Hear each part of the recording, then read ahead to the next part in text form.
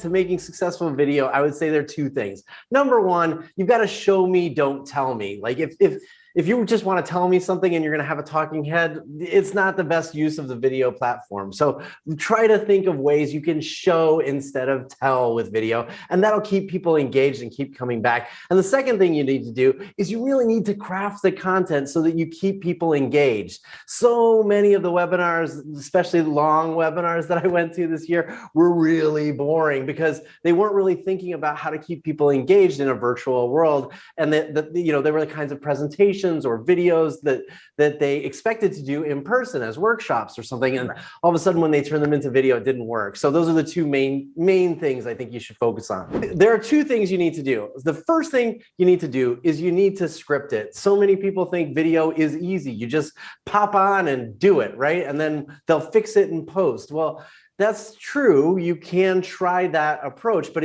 in today's world, if you want to stand out and stick out, you need to make sure your video is really well put together because everybody's doing it. You can't just do video to be different anymore. So write it down, script it, and get a good script together. The second thing you need to do is while you're manufacturing your script, while you're writing your script and coming up with the concept for your video, you need to use curiosity to keep people engaged. And this is true for anything that anyone's writing, by the way, but it's especially true for video. The top three, the ones that I think are being really well utilized and have a big opportunity in the market today for even more use are essentially testimonials and case studies. That's always at the top of my list because I think most of them, the way they're created isn't great and they could always be better. And the ones that are really effective actually have an impact on an organization's bottom line. They inspire people to buy something they didn't know they needed. So I want you to focus on case studies and testimonials.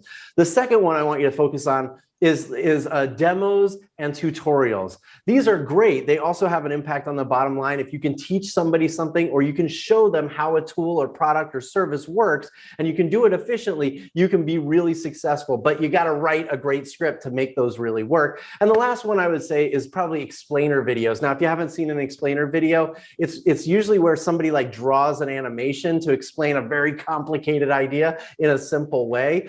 And these videos are really, really popular. They're very effective across a lot of different verticals and businesses, but they also need to be well scripted to work well. And people spend a lot of money on animation just because the animation is cool. But if you do it right, you can really inspire a lot of people to take that next step on the journey.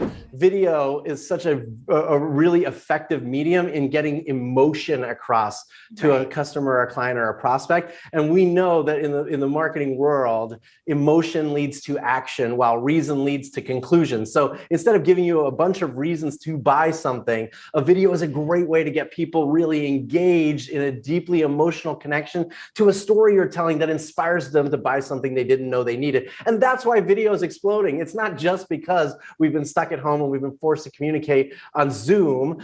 There's a lot more to it, and that's why it really works. That's why all that ad money is going into video ads.